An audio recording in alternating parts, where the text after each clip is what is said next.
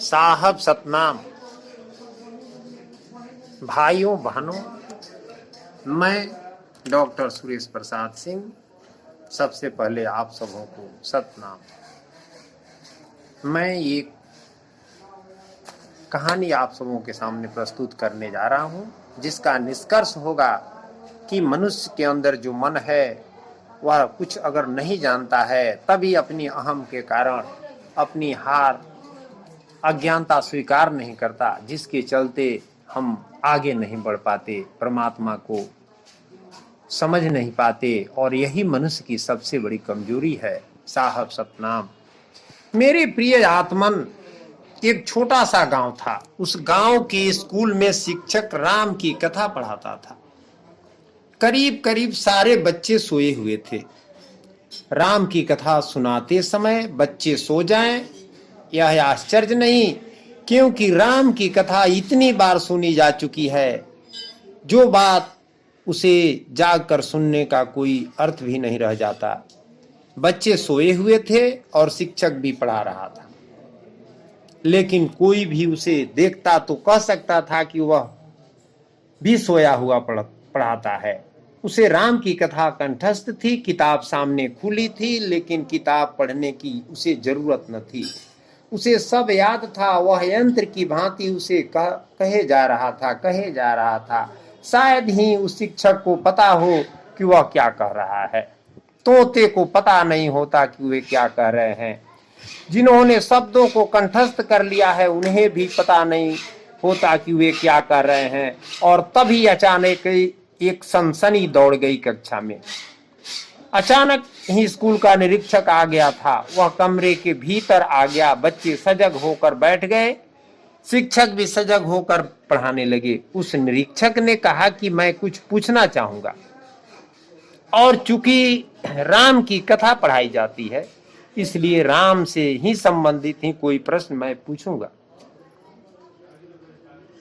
उसने बच्चों से एक सीधी सी बात पूछी। उसने पूछा कि शिव का धनुष किसने तोड़ा था। उसने सोचा कि बच्चों को तोड़ फोड़ की बात बहुत याद रह जाती है, उन्हें जरूर याद होगा कि किसने शिव का धनुष तोड़ा होगा। लेकिन इसके पहले कि कोई बोले, एक बच्चे ने हाथ हिलाया और खड़े होकर कहा, क्षमा करिए, मुझे पता नहीं कि किसने तोड़ा था।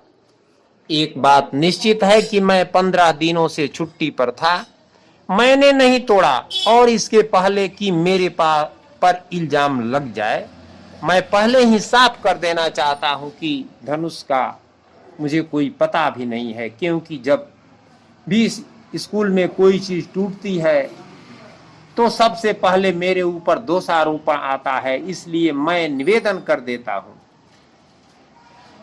महानुभावों, निरीक्षक बच्चे की यह बात सुनकर तो हैरान रह गया। उसने सोचा भी नहीं था कि कोई यह उत्तर देगा।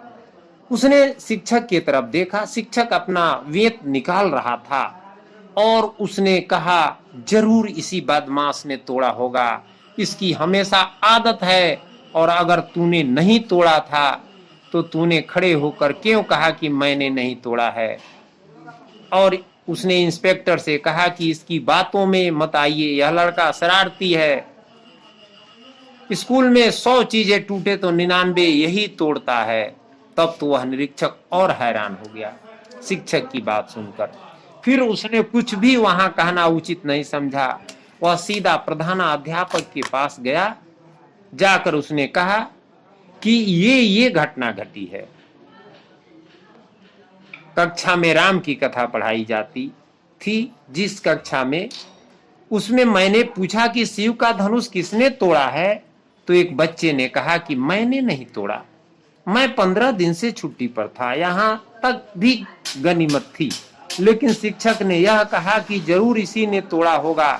जब भी कोई चीज टूटती है तो यही जिम्मेवार होता है। इसके संबंध में क्या किया जाए। उस प्रधानाध्यापक ने कहा कि इस संबंध में एक ही बात की जा सकती है कि आप बात आगे को नहीं बढ़ाएं, क्योंकि लड़कों से कुछ भी कहना खतरा मोल लेना है। किसी क्षण भी हड़ताल हो सकती है, अनशन हो सकता है, अब जिसने भी तोड़ा होगा, आप कृपा करें और बात बंद कर दें। कोई 2 महीने से शांति चल रही है स्कूल में, उसको भंग करने की कोशिश मत करें। मालूम कितना फर्नीचर तोड़ डाला है लड़कों ने, हम चुपचाप देखते रहते हैं। स्कूल की दीवारें टूट रही हैं, हम चुपचाप देखते रहते हैं, क्योंकि कुछ भी बोलना खतरनाक है। हड़ताल हो सकती है, अनशन हो सकता है, इसलिए चुपचाप देखने के सिवाय कोई दूसरा मार्ग नहीं है। महानुभावों, वह इंस्पेक्टर तो अवाक, वह तो आंखें फाड़े रह गया। अब कुछ कहने का उपाय न था। वहां से वे सीधा स्कूल की जो कक्षा शिक्षा समिति थी उसके अध्यक्ष के पास गया और उसने जाकर कहा कि यह हालत है स्कूल की।